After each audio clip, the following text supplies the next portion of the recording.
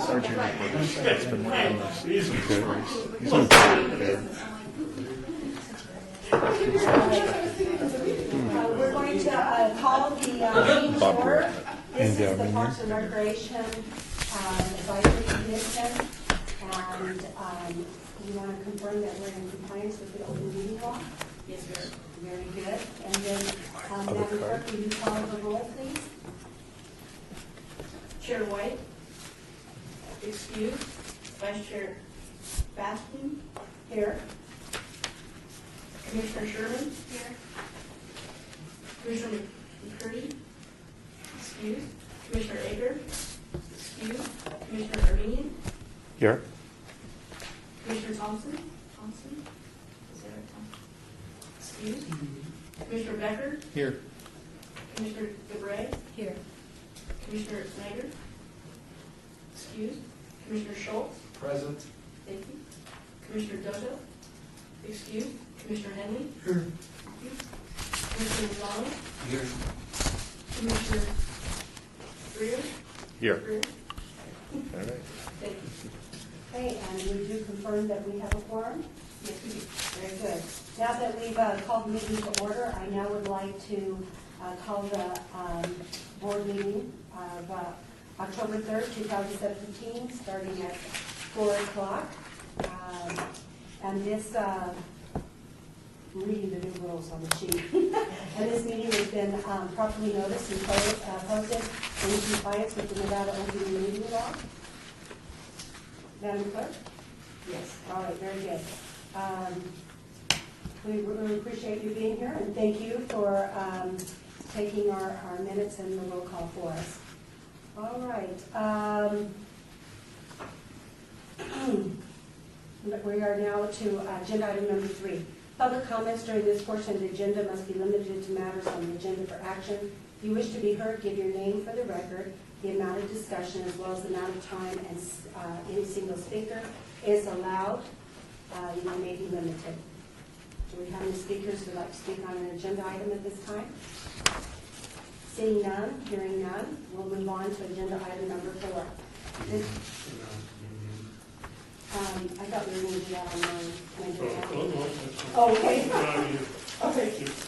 You can do it on. Okay.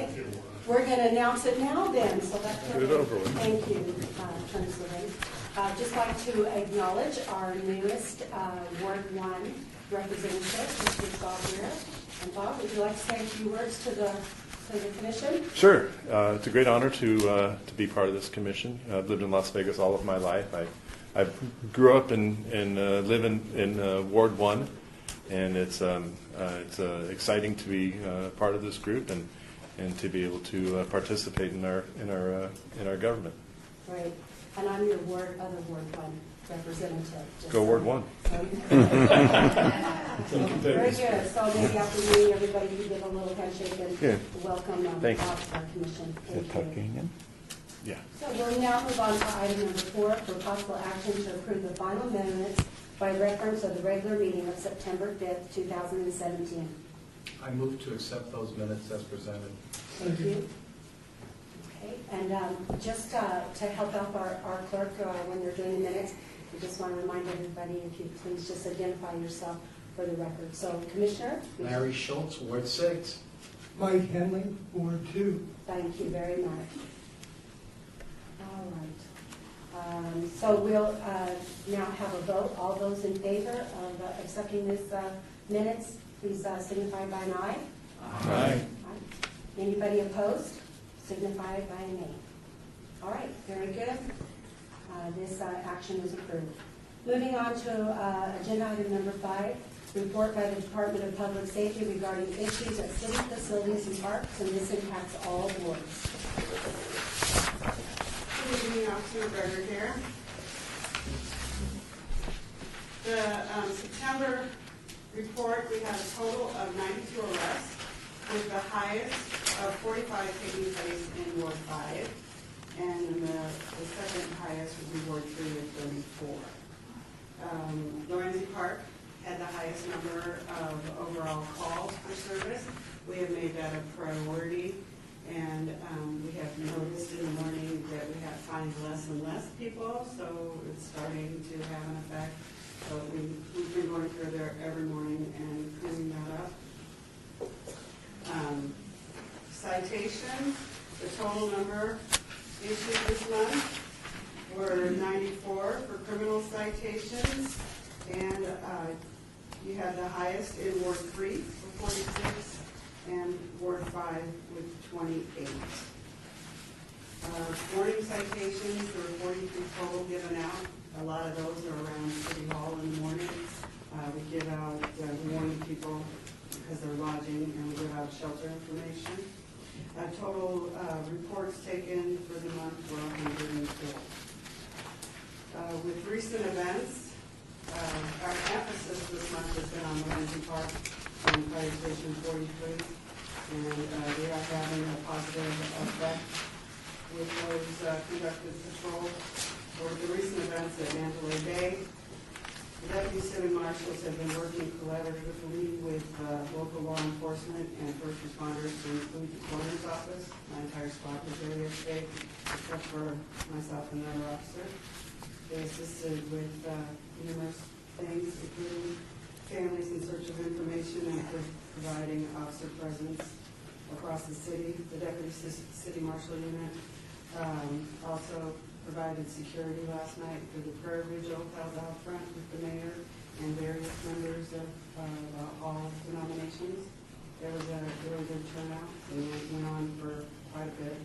It also received international media coverage, and there's been more reporters showing up today to speak to the PIR. The deputy city marshal's overall goal is to enhance community policing throughout the city in order to help restore and maintain a sense of safety within the city of Las Vegas. Any questions? Do you have any questions from the commissioners? Thank you very much. for your report. Sorry, I'm just a little tired. Don't worry, we understand. Thank you, We Lisa. appreciate the good work that you all are doing. We'll move on to item number 6, report by Jerry Walker, Operations and Maintenance Director, regarding an update on the condition park surveys in city parks and its impact on roadways. We have Jerry Walker, Director of Operations, and we have a few other items. Would you mind if I run through those? I just want, yes, please do. Okay. First, I'd like to what Officer McGregor said. We met with them at Lorenzi Park. Their efforts are creating a reduction in problematic activities. We will be installing quite a few new signs in there. And so at their request, we'll be replacing or installing the new park signs, the big ones. And we will be installing throughout the park at the locations they deem necessary, no lodging signs, along with the shopping cart NRS statute, and probably something to the extent about debris left in the park overnight will be removed.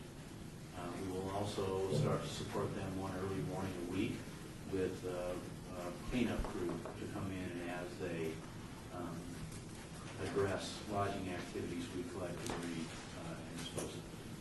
And so we see Lorenzi also as concerned, and we're reaching out to detention and enforcement, parks and recreation also to make sure that we address those issues as thoroughly as we usually can. While we're studying the groundwork on Lorenzi, we held an internal meeting earlier with myself and Mr. Hacker and Deputy Chief Brown and community services folks to talk about what we can do as a general issue to make the parks better. One of those things would be our at-risk parks, and we better protect those. And so we will follow and expand on what we're doing with Lorenzi and work with our partners to identify other parks we need to make that effort in. And so that will be a big focus and priority for us over the next few months. Mosquitoes, we've had a large number of mosquito Can we issues. just wait before you move on to your next item, to see if there's any questions or comments on the report that you just given, Commissioner? Commissioner Gabriel, Ward 5. So great to see you. I know I was about to talk about the Lorenzi Park. I was there maybe 3 weeks ago, and I had a shopping cart or tents and places around the area, and it's a concern from is that Verity Learning Center, and then other citizens around. And I'm so glad you mentioned that. And it's really a big concern. Let me clarify one issue. It is public park, and it's open to all members of the public. And during operating hours, all members of the public are welcome to enjoy it and use it. For illegal activities, we will report to DME so that they can be addressed. And that includes after-hours improper activities, which we will work with DME following their lead to support that. And so we're very concerned that the neighborhood Yes. not suffer from the conditions of the park, and we will do the necessary possible things we can to address the parking conditions. And we will work that hand in hand with Parks and Rec and detention enforcement of public safety. Commissioner?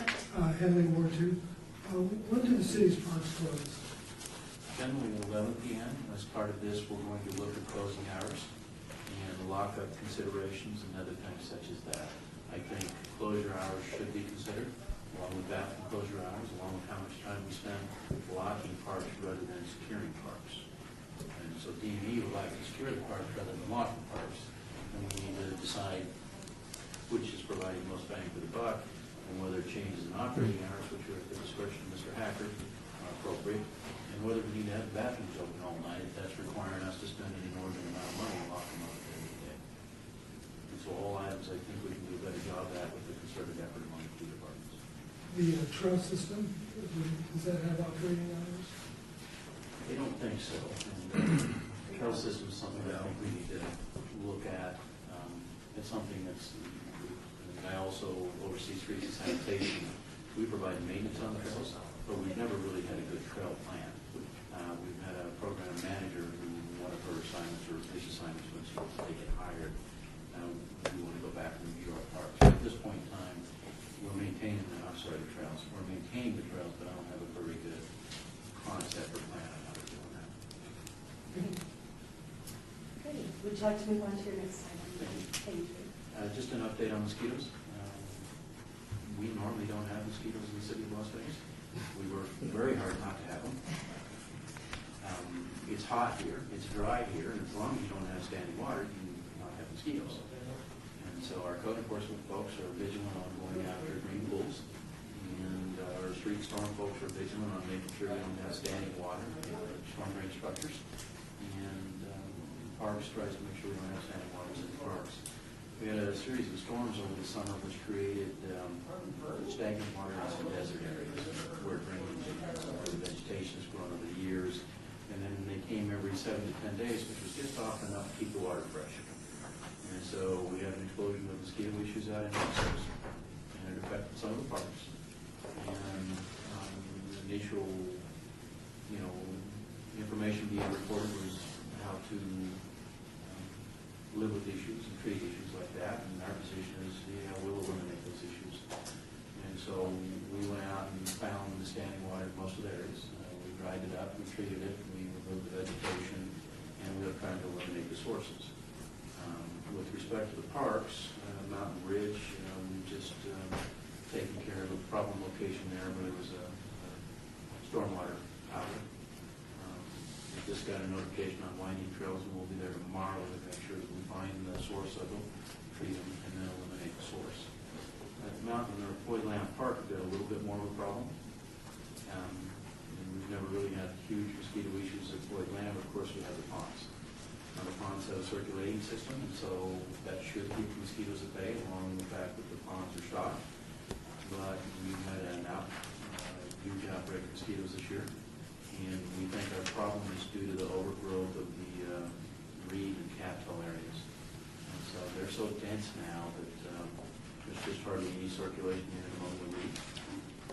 And so we were looking into a contractor activity to thin the reeds out in Ward 6. And there will be some probably objection to us doing so.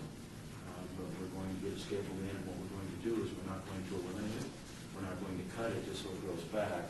We're checking into a vendor, and he has a claw that goes in, pulls them out by the roots and arms. So what we'll do in the Tule Lake, the reeds are starting to take over the lake. We will trim them back maybe where they were 5, 10 years ago, and then we will thin them out so that there's water flow through the reeds along with the down, fish can get through them and help keep the water clean. And so, just not dead on mosquitoes, but anyway, we don't like mosquitoes, we try and get rid of them as soon as we see them. Do you have any questions or comments from commissioners? Larry Schultz, Ward 6. So I'm glad you covered that because I've had a few of the residents in Ward 6 ask me about the mosquitoes that live close to Floyd Land and the fishing hole and all that. And their concern was, you know, these mosquitoes that carry these like strange, I don't know if it diseases or whatever, that if they bite you, you get it. They carry West Nile, Zika, and encephalitis. And do we know if we have that version mosquito? Or? Yes, we do. The health district comes out and they'll trap the mosquitoes and identify them, and then they'll also test them. The mosquitoes at Winding Trails have tested positive for West Nile virus. And so we will be at Winding Trails first thing tomorrow morning, finding our source location, treating it. We bought some foggers so that we can kill the adult mosquitoes, and we will eliminate the water source. It may be a green pond in the backyard. It could be our maintenance activity one way or another. We'll find it and resolve the problem. Thank you for taking care of it, because I know that that's a concern. Yeah, it's a huge concern for me. I hate seeing anybody get one of those diseases because we're not addressing the way we address mosquitoes. And better just eliminate the source and treat it. Now, some things we have to treat. We can't eliminate the source. We have bubble up rains and things like that. We know where those are. We identify them. We treat them during mosquito season. Commissioner? Commissioner Sherman, I think you might have partially answered the question I had, which is, are you working actively with the Southern Nevada Health District? Yes, we work hand in hand with the Southern Nevada Health District. We want to be their premier agency. We want to be the one they point to for the response. And so, again, we want to eliminate our problems. We don't want them to have to come back and say, well, I better go trap this area or that area. We made a huge improvement in, I think probably Ward Trail or Ward Pueblo Trails Park. We made a huge investment in eliminating some standing water just to take care of the problem. So our first effort is to eliminate the source of the possible. Okay. On to your next item, Nancy. Surveys. We've made some progress.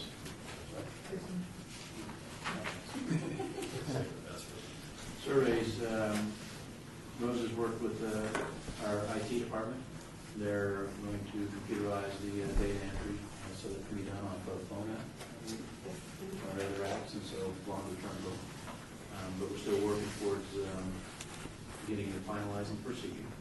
And the procedure, the written draft was done. If anybody had any comments, let me know. We were pretty happy with it on the last draft. We'll do it one more time before we formalize it. What we still had to do on that were a series of photos. And so attachments to show, here's what we think something is. And so my intention was to include one photo that says, I think this is what a category 2 turf is in a common area. Or one photo, I think this is category 8 in a common area. We reviewed photos with the foreman. They've been out surveying their areas and taking photos. And we're going to modify that procedure a little bit. We're going to say, here's a photo, and we think it represents 2 to 4, or 4 to 6, or 6 to 8, or 8 to 10. And so to give us some all comparable basis, so we look through the photos and say, yeah, okay, that's what they think a 6 looks like. And then when we go out and rate them, I would hope then that everybody would be one category, plus or minus. We average in the middle. We should have a reasonably consistent estimate then. And so we still have to put the photos together. The foreman are still compiling those, and then we'll go through and probably put 10, 15 photos for each category. And then there'll be a distinctly different set of standards on grass. And so a photo 8 for Sportsfield would be, or a 6 for Sportsfield is going to be 8 for the common areas, going to be 10 for dog park, given different levels of need and use and priority. Thank you. Comments and questions, Commissioner? If on Ward 2, Henry, but those levels of rating for the turf could change seasonally, right? And with you, so we'll be able to account for that. Certain times of year, you may say, during a high season, this is what it will look like, but our high standard for low time of year, when part of the city, because very little use, can be something else. Or when rescue? put something in, when we meet a store, we put something in there not to break the grass low, just because it's the Bermuda storm. And so it's something I think that requires a little expertise on the part of the surveyor to say, well, there's a reason to shovel this December. Yeah, I just hate to see the department get named for something that's proper And- truth management, best practice. Yes, best practice, and this will be a learning experience, but if we don't start someplace, this to me is just a tool that solves a lot of different problems for us. And then the next thing when we go out, it forces us to survey, and we're going to say, okay, this, and this need to be fixed. And I don't want to be seeing the same thing survey after survey after survey, and so it gives the foreman some prioritization and direction on items that need to be done. For instance, we went out and looked at Bradley Bridle Park, and the issue came up as to how long since the sand area has been reestablished. And so, it's probably been 10, 15 years it's on an area of expertise for us, and so we're going to pull technical specs out, pull the material out, and reestablish it to new construction conditions. And so things like that, unless we stop and take a look at it, doesn't necessarily dawn on us. That's making us sweep guess. How are you going to value the synthetic turf? The synthetic turf, I think we need to look at as a capital item instead. Now, certainly it can be something in our condition assessment, but the artificial turf needs to be reviewed as a capital item. And you say, here's the life cycle. And so it goes in year 0 and it's condition 10, 10, and it slowly drops and then down to here. And so where's my point on that curve that I no longer want to play on it? 2 years prior to that point, I need to go out and make sure I put it into CIP. And so we've replaced most of the artificial turf recently, but I don't have a chart right now that tells you when it gets replaced next. And so we need to do just a review of the artificial turf, give them a rating and say, based upon that rating, here's what they need to be replaced so we can schedule. Commissioner, and then Ms. Parker. Larry Schultz, Ward 6. So I've been actually kind of holding on to this and ready, and we have an October 19th walk with Michelle and team. This is, of course, they're new and everything, they're anxious to do it. And I was hoping we could deploy this during the October 19th walk, whatever version it's in.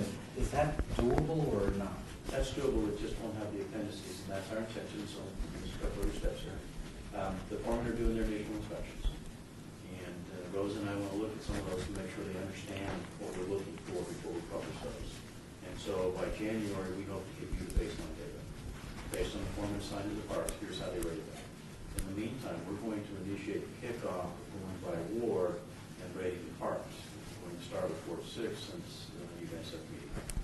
And we will give you that procedure. We may not have all the photos in it. We'll give you everything we have. Pretty soon, that walk's coming up. But it was my intention for us to walk the parks with those rating sheets and kind of rate them. So we'll use some version of it then? You're going to use exactly the sheet that we had before with the text that's there. So what I have is the June 6th version. Is that, I'll double check and send it to you and Chance and Don. and I think it would be helpful, whoever you designate to do the walk with Michelle and team and myself, is just at the beginning, maybe 5 minutes. That'll be Rose. So maybe just 5 minutes, just say, hey, we have this tool and this is how to best use it. And so they can kind of put it, because, just put a framework around it. And I think it'd be helpful coming from you as opposed to me, We'll send the Word document out to Dan and Chance to look at it, and we'll copy you on it. Okay, great. And like I said, that'll be our first go around. It'll be a learning experience rather than trying to get it perfect and initiate. We'll learn as we go. And so we're going to initiate 4 to 6. That'll be the start of it. And to follow up, we would like to then on November 30th, which is Thursday, is ask for the second ward, and then roll through the next 4 wards, January, February, March, April. Thank you. Director Walker, when you send that out, will you send it over to Parks and Nature so that they can distribute it to all the commissioners, please? So that they can have the latest copy electronically? We'll do one more proof on it, make any Okay. final changes, and then send out what we think is the last draft exclusive of the attachments. And if you have any comments, then let us know, and we will finalize it, and that'll be the draft. I don't see much, nothing's going to change with the photos. It'll just be attached, see Appendix A for photos of turf conditions. Very good, thank you. Commissioner? Yes, Director, Rich Becker, Ward 2. And one of the questions I had, and I did hear you say that you're going to provide us with the baseline data. at a time, anytime that we do the inspection. So I was wondering, are we going to have access to tracking data along the way so that, let's say, Commissioner Henley and I go out on our, or we're going to be scheduling a visit, a park visit soon. So maybe this year we go ahead and track that data. We have that, let's say, next year when we revisit the parks again so that we can do comparisons to see what's been improved. We'll do the hard copy, old Luddite way first. Yeah. And then we'll have IT provide us for a handheld app. And then how we track that data, clearly we can take an average and track on an annual basis. But I think we need to look, if we do 6 evaluations on a park, I think it's incumbent upon us to look at those 6 evaluations, and maybe we just do a statistical analysis and what was the standard deviation. But we do need to look and make sure that the park rated 6 are rated 6 pretty much among everybody versus rated a bunch of 10s and 2 zeros. And so, yeah, all information as we start to collect it, but it would be my hope that next year we're talking about which parks are rated consistently low and what we need to do about them. And we start to program that into our capital improvement projects, and we start to identify, and that starts to become a rating where we go and they say, you have 6 projects here, and you can only afford 3. What are your priorities? Well, based upon our condition assessments, and these are ways of the parks, and we'll talk with Tim about it, and we think these are the parks most deserving. And so what we want to do is make sure a park doesn't fall way outside the realm of what we think is acceptable. But it's my hope that, yeah, this will become a tool, and we can look at it over the history, and we can see, gradual decline as we improve. Thank you. Any other questions from commissioners? Commissioner? Commissioner Dewey, Ward 5. I do have my own survey. Every time I visit the park, I take pictures. And when you do your survey, are you going to take a picture before and after? Or to show us the slides? What the park was this and then we change it this way? Before and after pictures. I think we do, and that's a good idea, and we'll take before and after pictures for any major improvement.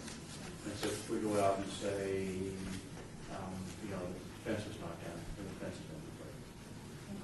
Or if there's the turf is especially problematic, then we will focus on that turf. I believe Stewart Place Park last year, when we went in and addressed wall issues and other things, the turf was very problematic, and the foreman was tasked with getting,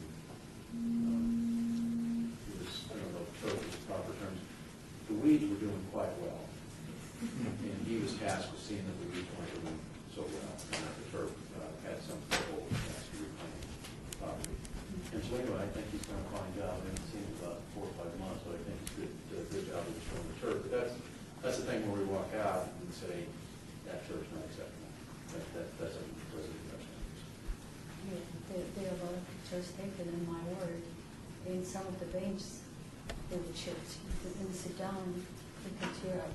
And so those are the sort of things, and put yourself, and again, Jerry Walker, Director of Operations and Maintenance, put yourself in the perspective of the routine maintenance worker. He's tasked to empty the trash cans and clean the bathrooms and maybe trim some trees and a few other things, and maybe tighten the playground or power wash it. And so the fact that chip bench kind of escapes him, that doesn't meet our standard. And it should escape everybody but the crew leader and foreman, and then Rose and I.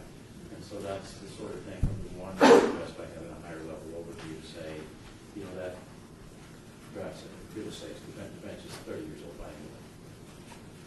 And so where it's wobbly, or it's an accident waiting to happen, or whatever it is, I don't know why you're keeping the bench up. And so it's those sorts of things we're hoping at a higher level to address with procedure. And so we're asking for volunteers for November 30th to 4 or 5 Line Street.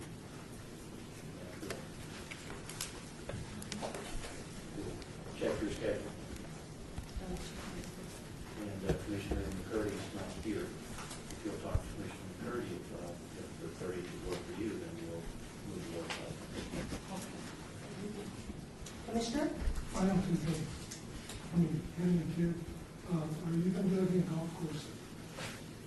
We're looking at golf courses. I have an audit item on Dragon Hills Golf Course. We also oversee community golf courses. Park and Desert Pines, they all have different agreements, and the way we look at them are different. And right now, Durango Hills, we're reviewing based on audit items and cash flow. I went and played Durango Hills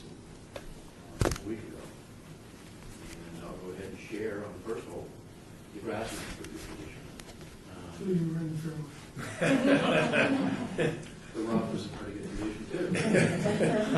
What was not in good condition was the trash can on the first hole. There was a rat in there. That's the thing, we had a hell about that one. He'd been there for a while, and he was stuck to the bottom. I could see how he wasn't getting empty out. It's not relevant, so I shipped an email. I got some photos, and he said, "Hey, can we do something about this?" And so, as part of the Durango Hills audit, and the problem with Durango Hills, it's a cost-plus contract. And so it requires a certain higher level of oversight on the part of staff, and it really is kind of an orphan child. We don't have a golf course division. So, as part of the audit, we're going to pick up our level of oversight on Durango Hills. We're going to take a look at capital issues. The golf course itself is in fine shape, but the perimeter area is not. And so I noticed as I'm playing that the view from Gallup is not very good, because that part is not part of, it's part of the golf course, but it's not in the play area, and so the leagues down there are that deep, and there's trash, and we're paying cost plus, and so if I send them down there, I got to pay for it. Here's what we're going to do instead. I got a high school intern crew, and we're getting ready to start back up, and for the first couple of months, I'll be working later hours to assist with some after hours and league issues, and then I'll be working with my streets crews in January through probably about March, and I'm going to take interns over there, pay them considerably less, and so we'll take them over and have them pick up all the trash, break all the leaves out, and get them. Muni, that contractor, that's a lease contract, and he has control over the site. And we've had discussions with him about our concern with the maintenance level on that site. Those discussions are kind of on hold because we're putting our resources to drive the road right now. Which course are you concerned with? Well, I've always been around golf, and I know this would be a high issue that ties directly to revenue. The last question is on the playground equipment inspection and fixes. Do you contract that out? We do the inspections in-house, and we'll generally fix in-house. If it's badly deteriorated, then we'll buy it. But we install and repair.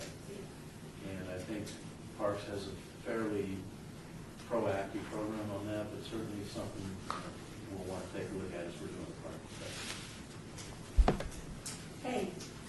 Commissioner? Yeah, Larry Schultz, Ward 6, just real quick. So were you saying because of the cost plus nature of the contract, that the contractor wasn't performing well, or? I think this is a good contractor, and we're very happy with him. He's probably running a leaner operation, and so, he doesn't, we don't want to pay that much. And so he's performing in accordance with what we're paying. Okay, so he's really giving you what you want. He's giving us what we paid for. What you paid for. I was just going to suggest something for your consideration in the future with cost plus contracts. You can invoke what's called an incentive fee feature, where it's based on performance, the fee is either lower or higher. Poor performance would be a lower fee, better performance would be a higher fee within some band of incentiveness. They get a base amount, and they have an incentive fee based on revenues. And the other thing, just real quick, so I just was just throwing that out. The other thing is just for the Ward 6 review, you think about a week before you get out the logistics of where to meet and all that stuff. I think we need to discuss which all parks we're going to go to, because I don't think we're going to make it to that many parks in one day. I think they would be open to what you propose. I think Floyd Lamb is certainly an important part of it. Yes, we'll meet someplace convenient, maybe Centennial Hills is centrally located, start there, go to Floyd Lamb, Bradley Bridal, maybe since it's been our attention. But let me talk to Rose about the Ward 6 parks, and because Centennial and Floyd are pretty good-sized parks. But we'll try and lay out, I think we've got council office committed for the full day, don't you? I don't think they planned a full day for this, but I can do something if it's acceptable to you. Yeah, I can ask them the question, do you have any that you're interested in specifically, or alternatively, we can leave it to Director Walker and team? Let me make some recommendations, and we're here to serve council office, and you're their commissioner, so you let us know what you'd like to look at, and we'll shoot you some recommendations. But if you think we're hiding from the park, then say something, and we'll, you know what I'm saying? I don't want to cherry pick parks. I'll be honest with you, I don't think that. We're I think they just want to get their feet wet. We're gonna go to Kellogg's there, and we're gonna go to. Out of Ward 6. We'll close this up and move I'll go ahead on. and ask if they have anything specific in mind, and then if so, speak now. Alternatively, you guys will pick. And I think it's just kind of the beginning of the mission, so. Okay. I'd like to move on to item number 7. Thank you very much. That was a great report. Thank you. Item number 7, reports by board members regarding park issues.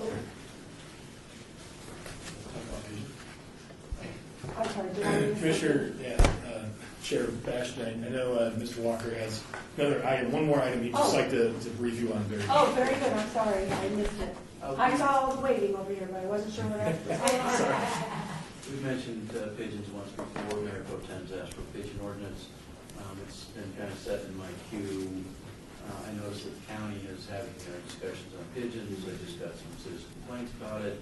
And so we'll elevate the pigeon ordinance back up to the top of my queue and hopefully have a pigeon ordinance. Thank you for reminding us about the pigeons. It was a concern of several of the commissioners a while back. Well, and I guess So I that's appreciate you bringing that That's my back up question. again. I looked at the Parks and Rec Commission to say, yes, by all means, you do it. Or, no, it's not a problem. And so I'll bring it forward to the Parks and Rec Commission first for review, and then I'll shoot it up to Mr. Steve, the attorney's office, and take our time to make sure we have a consensus agreement in-house. And all the ordinance is going to be is don't feed the pigeons in the park. If I can get an ordinance, I don't want to step into any other things, private property, and any other issues, that's for somebody else. So if we can get an ordinance, don't feed the pigeons in the park, and we can do something that our marshals can, and animal control can live with, then we will post in certain parks where needed. And then I will also take that as direction to implement pigeon control, population control through a humane catch and release policy. And we'll try and eliminate maybe problematic areas. And that would be our intent to proceed with pigeon ordinance. All right. Thank you very much for your Thanks, report. We Sharon. always appreciate when you come. All right, we are ready then to move on to item number 7, reports by board members regarding park issues, events within the council, wards, and at large. This impacts all wards. And we'll start with Commissioner to the left. Lisa Sherman for the record.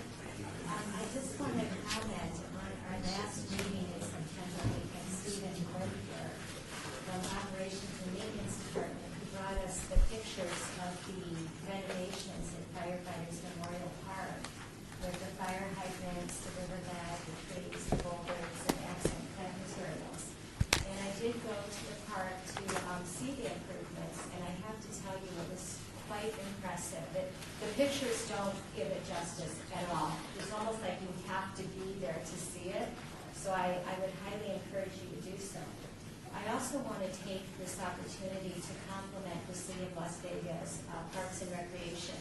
There's something that they did in this park that I was not really fully aware of, and that is that they honor all 7 Nevada firefighters, including Boulder City, Mesquite, Henderson.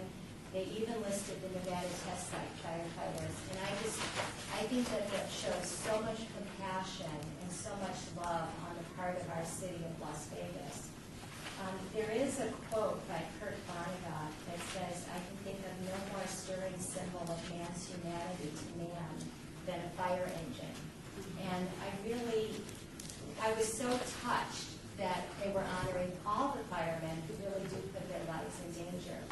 I also want to just mention that this might be more appropriate for item number 9, is that we also have the Police Memorial Park at Cheyenne and Durango area. And we also have the All-American Park at the Buffalo and Okie area. And after the horrific events that we all had to go through and witness together as a city, I know it was a really rough day for a lot of us. I would like to maybe make a suggestion that we consider doing some type of monument or memorial in All-American Park regarding this event. And if you agree, maybe having our director maybe bring that up at the city council meeting. That All-American Park, we named that park right around the time of September 11th. And our grand opening ceremony, I don't know how many of you were there. I know, Billy, you were there. I was there. It was such a a glorious event paying tribute to what happened in New York City and to the proud spirit of Americans. And I think that the city of Las Vegas Parks is kind of like a diamond for what we represent to the community. And our Division of Parks and Leisure Services is all about enjoyment, and it's about taking advantage of the wonderful things the city has to offer. And I don't know if it's something that would be appropriate, but I do think it might be something that we might explore as a committee, is trying to do something in the parks to be a memorial or a dedication or some type of monument to the events that occurred, and just to put a positive spin on it the way we did with the September 11th events. That was so positive. So just something for, I think, this board to consider. Thank you. All right. And just as a note, Co-Chairman Bastian, we just need to have that be an agenda item if it's going to be a recommendation of the full commission. So if you're recommending, Can I make a motion? you can't make a motion because it's not Oh. on the agenda, Oh, but you okay. certainly can request an agenda item Okay. for Mr. Hacker to consider to bring forward to a future meeting. And then he also can let us know if there's anything already in the works with the city, in light of the fact that, fortunately, Boss Dave's office lost one of his employees in the events that happened at that concert. And so there may be something already. And when we get to item number 9, we can maybe talk a little bit more about that, because this is not an agenda item at this time, and we are an official. Is there any other commissioners who would like to give a report at this time, or make a comment about one of their Parks and Recreation experiences or visits? All right, at this time, thank you for bringing that forward, Commissioner Sherman. This time, we'd like to move on to item number 8, which is report by Tim Hacker, Parks and Recreation Director, regarding upcoming Department of Parks and Recreation activities, and it's all yours. Thank you, Chairman. Last week, 6 of us from the department got to attend the National Parks and Rec Convention. It was in New Orleans. It was my first trip to New Orleans, my second opportunity to attend a National Parks and Rec Convention. And I think I said it 2 years ago when we actually were part of the host committee here in Las Vegas. We hosted it here, actually at Manila there, and it was just such a high caliber organization, but such a high caliber conference. I mean, the sessions were all very thoughtful. They really do a good job of having a track of learning that if you want to stick to, morale or team building or management, you can stick to a track. And so we were able to take myself, one of our managers, a supervisor, a couple of our coordinators, and actually a couple of our rec leaders too. So we got a good array. Something we don't take for granted, especially in the department, because that was one of the first things that went away in the Great Recession was training. And it's just a great opportunity to get them to train. So it was a rewarding experience, and we're just happy to have been able to attend that. Halloween activities, it's October, and so while we started out the month in a horrific way, we're going to end it in a very positive way with Halloween activities. Kelly reminded me that the best way to find out what those activities are is go to our website, and there's a calendar of events at the bottom, and it'll take you through that. Beyond the Neon, of course, would have a lot of those listed as well. And they're just, almost all of our centers have something going on, not just for youth. Our active adult centers like their fun too, and so they'll be having activities that, well, I'm pretty sure Stephanie Richards has something. So, please, if you're interested, take a look at that and those activities. We've been spending a lot of time just helping Public Works move along the various and very capital improvement projects.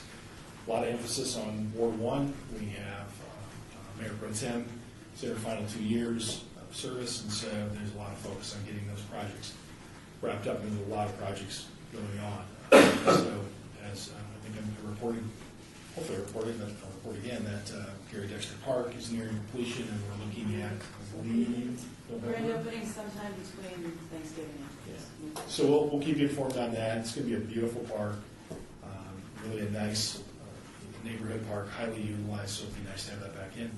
They're bidding right now Bob Baskin Park, and unfortunately bids are coming in really high, and the hurricanes have not helped.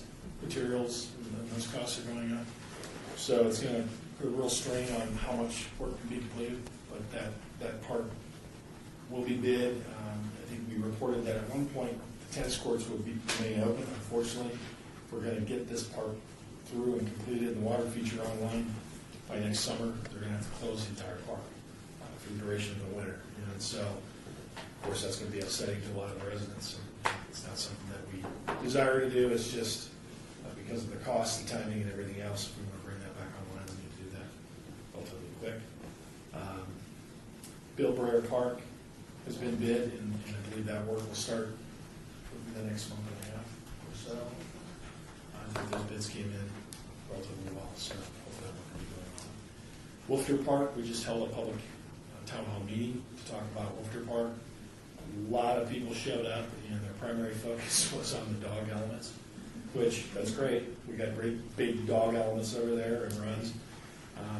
There's probably going to be a little bit of realignment, maybe in addition, because the school is going to be taking away the two ball diamonds there and doing an addition to the school. So we may end up with a little bit of land that we can add to the dog element, and then hopefully improve some of the play areas as well. So that's, again, we're in that process of getting feedback from the community and trying to design that park out. Well, since it was brought up, something I was going to share, I was just told today that there is an effort to have an October 1 memorial downtown. So you might hear something really soon because it's a very motivated group of influential citizens that want to honor that as quickly as possible. So things are in the works relatively quick. So hopefully tonight you'll see it on the news, or if not tomorrow. And I think you'll be quite satisfied with the effort. I really do. But that was a great suggestion. It really was, if we could do that. So that is definitely a priority in everybody's minds. We didn't, in our family, outside of our city attorney's loss, our staff was safe. Henderson, that's lucky. Their young programmer was killed.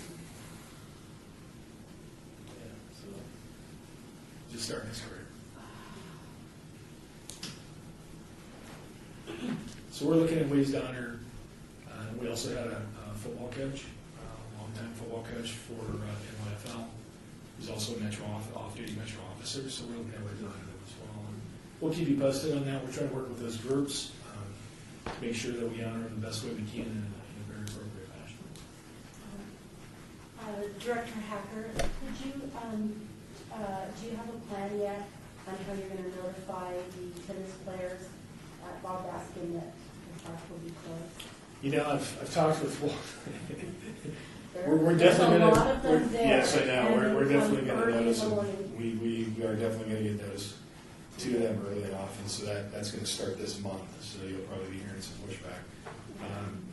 It's not. We don't program those courts, so we're going to have to do some signage out there.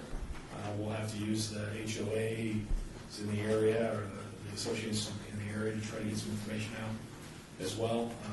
But I do know that people travel a great distance to play there. So I think the signage and things that we're going to do at the courts is probably going to be most important. And then on our website, things like that. I think another thing that might be helpful there too is to give recommendations on where they might be able to Absolutely. play as an alternative. Those have been some very active courts for a long time, and I think historically individuals there choose to go there Yes. because it's very active with tennis players, so you can do a lot of drop-in and pick up a game from individuals who come there as well as people who meet up there. Yes. So I think maybe giving some suggestions on areas that are in close proximity that aren't under a contract or already being utilized in another fashion for drop-in play might be really beneficial too, so that your staff and us as commissioners and park ambassadors and so on have an outlet and knowledge of what else is can be made available. Absolutely. So I appreciate Absolutely. that information. I mean, I know a little bit about the area, but I do walk that park every morning. They are aware that construction is coming, but at this point, they think the tennis courts are going to be made available. And then in addition to that, you have the track walkers who are already fussing that they're going to be closed, and so they might rally behind those tennis players that say, now the whole park's going to be closed for approximately, in their minds. 7 or 8 months, yeah. So we're that's, Chair, that's actually great. We've already started to compile the list on the tennis courts. We're looking at a school in close proximity that would have enough courts to easily replicate. So we were going to work with that school to make, because that was closer than some of the other courts, and some of the other courts. We don't have a fourplex anywhere in close proximity, except if we can work with schools. So we are working in that regard. So we'll finalize those plans and make sure that everybody's aware of that. And the walkers, if the timing goes right, Dexter will be open. Won't be as long of a path, but there's definitely going to be a good walking path within Dexter Park too. So we'll make that recommendation. Commissioner Bashford, I appreciate you bringing that up, because it looks like a good majority of those park users are dropping with their vehicles as well as walk-ons. And so that'll help those individuals that live outside of the immediate park area to at least have an alternative. And I think that's very encouraging, because Dexter is just right up the street, and so that's good. Any other commissioners? Commissioner? Henley, Ward 2. Tim, would it be possible to get a report, maybe quarterly, and file or hand it out at the meeting for the status of the departments that have applied? Oh yeah, that's actually a great suggestion, Director Hacker. We actually keep a pretty good report that we can just probably cut. There's a lot of extraneous information, and we'll cut that out, but we'll definitely sort of provide that. First of the year. Okay. So I think quarterly is good, and then we try to keep an update on how the bidding process went, contractor information, things like that. Because So, I know you guys have a lot going on, and it's nice to see everybody. absolutely. Okay. Good suggestion. Commissioner Breer? Breer, Ward 1. Is the improvements that are being done at Dexter and Baskin and Breer and Woofter, is it documented what the changes are and stuff? Is that on the website? Yeah, I don't know if it's on the website, but we can get that to you. I think we've shared it as it was going on here, through reports, but we'll definitely be able to get that to you. Dexter, of course, is about completed, so Yeah. we can give you almost as-built on that. Okay. But Rare, I think we're a little more solid on what's being bid there and what we can afford.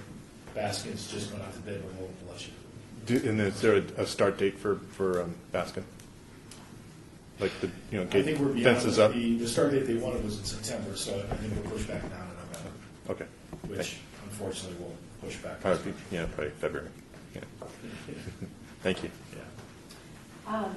Commissioner Bashford, Director Hacker, will you give to Commissioner Breer the marshal's telephone number that he can call into if he's seeing issues in the park, as well as field operations number for maintenance issues? That as Absolutely. he's now an Yeah. official commissioner, might be looking at the parks and his center visitations from the different, ISAC.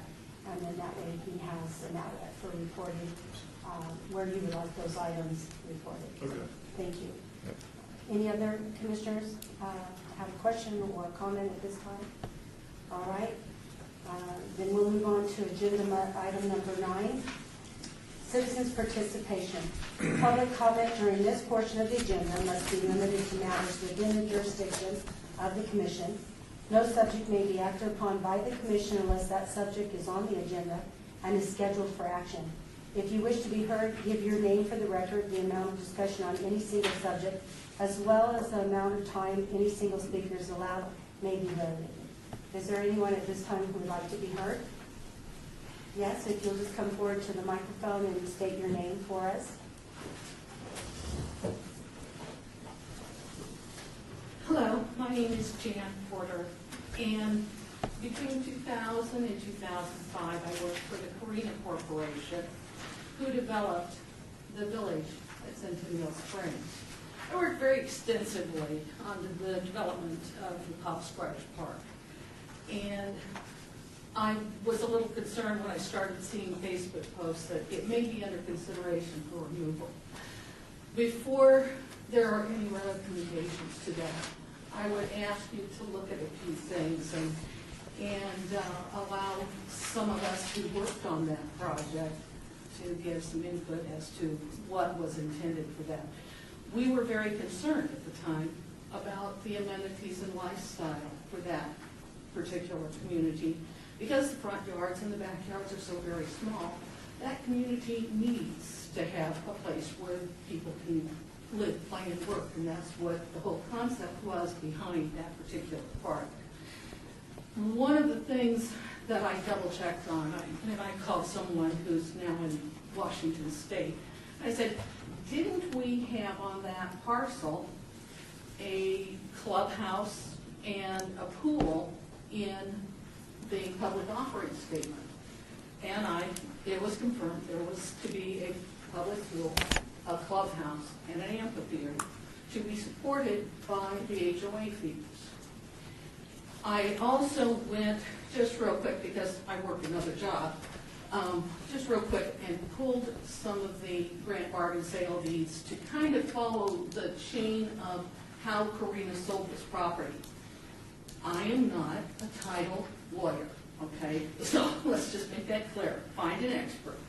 But I was a little disconcerted when I saw that Mark Duffy had presented that as a $10 quit claim deed and grant bargain sale deed. Now, the property value at that time was $350,000 for that small parcel. So before action's taken, I think we need to step back, look at the public offering statement for which those homes were made. We also need to examine if that property was actually transferred for the sum of $10. In my mind, it stands pretty clear to me the intent of that property was to be a public park. I would have to go back because it's been a while since I've looked at those CC&Rs. But it may also say in the CC&Rs that there is a clubhouse to be there, and that those residents have that particular parcel as a part of their community. So there are a lot of questions, and evidently they may have been solved. You know how Facebook and social media go. Those problems may have been solved already, but just as, I mean, there aren't many people left who worked at Karina. Most of them have moved out of state. But I'm one. I would be happy to be a resource and help you find it. I was trying to remember the name of the attorney who wrote the CC&Rs. You know, his first name was Doug Mann, I think. But I would make myself available to you as someone who has at least some limited firsthand knowledge if you would like to research that further. Jan, thank you very much for coming forward to our commission. But I'd like to ask just a couple questions to help me frame where you're referring to. So tell me the name of the park again. It's called Pop Squires Park. And is Pop Squires, I don't recall that being on the City of Las Vegas's parks inventory. Is this a private park within a housing development? It's in a mixed-use development. Okay. Mhm. And I want to make sure I'm accurate. Tim, is this a city park that she's referring to? You know, Madam Chair, this is Director Hacker. I've just been included via Ward 6 office about a potential, sounds similar to this potential issue where a developer is trying to convert or get permission to convert a open space that the developer was to maintain, because the city does not maintain it, for development purposes. And so I just heard about it late last week, so this is the second time I've heard about it. I know that this, both Public Works, Operations and Maintenance, and Planning, and hopefully the City Attorney's Office are also aware of this and are starting to have that conversation. So this is good information. It's out by Centennial Plaza Yes, in that area. on Ward 6, okay. It's on Ward Thank 6, you, yes. Jan, very much for bringing this to our attention. And at this time, on this portion of the agenda, it's not an agenda item that this commission can act on. So we will take your comments, will be a part of our record, Okay. and we will take a future direction based on agenda items that come forward at a future time. But we appreciate you bringing this information forward to us. We are a body of people who are very passionate about parks and open space and trails, and so we will keep our eye on this according to future agenda items. May I also address the commission on another matter that I heard you talking about just briefly? And I will introduce myself as Jan Porter. I am the general manager for Pecola Ranch. Pecola Ranch has a very large and lovely greenbelt paseo park walkway that has been acknowledged by the Desert Companion as one of the best places in Las Vegas to take a stroll. And we're pretty proud of that. Now, I've heard y'all talk just briefly about something that will be coming up in the news, and so you ought to be on the cutting edge. We have received today a request from Metro to make our National Night Out, which is why I could be here this evening. And we're honoring that request. We have a wonderful street fair. We have wonderful opportunity for people to come and everything. And our discussion with some of the members of the board, and it will have to be a board decision, just as yours, is that we plan to honor those volunteers, the first responders, our law enforcement, and all of the volunteers who came. We have something we call the Avenue of Flags, an Avenue of Honor, and we are working with members of law enforcement to come up with the stories of 100 volunteers, 100 people who helped during that time. And we put their stories on the standard, and we keep that up during a period of time. And we are planning on planting 59 trees in honor of those whose lives were lost during this event. So, if you have influence in the city, can give money to help us pay for the trees. We're a private entity, but we're working on that, to get that. And we hope that when we do come to work with that, and Director Hacker, I'd like to talk with your department a little more about that, because we don't want to overstep and compete with another thing. But we are a city that never sleeps, and we are not going to sleep until we've met the needs of those who have some very strong emotional needs at this particular time. And the best way we can do that is to honor the hard work, the dedication of volunteers, and our law enforcement, and the medical personnel. So even though Pecola Ranch is not a city park, lots of people use it, and we invite you to, when that becomes an event that we open up to the public, that you will come and share with us to give honor to those people who have worked so hard in the last 48 hours. Thank you, Jan Porter, for coming forward and bringing both of the agenda items to our attention. We commend your group on both, and especially on the latter one. I say thank you for It's the HOA board that cares. Organizing a contribution like that, and kudos to your board as well. Thank you. Commissioner? Lisa Sherman, for the record. I'm also a member of Ward 2 and a proud homeowner in Pecola Ranch. And I want to also thank Jan for coming to our meeting. I didn't know you were, I was surprised to see you because we're doing National Night Out tonight. But so I was like, what is she doing here?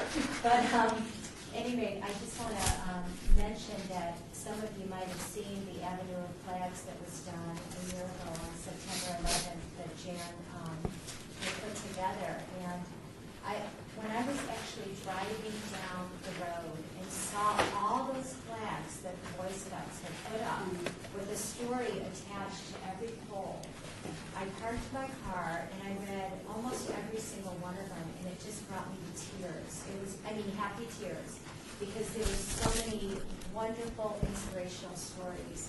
And I do also want to mention for the record that Pecola Ranch does provide a wonderful park-like atmosphere. That's why I live here, because I love parks. And so I feel like I'm living in a park, which is so wonderful and so nice. So I also want to just take this time to acknowledge what a wonderful, I guess I would call a manager Jan is, and how dedicated and devoted you are to the city of Las Vegas and to the people of Las Vegas. So I just want to thank you for everything that you've done. It affected my life in a very positive way. Thank you. Thank you. Thank you all. Do we have any other individuals who would like to be heard at this time? Seeing none and hearing none, we will adjourn this meeting. 5:05. Thank you.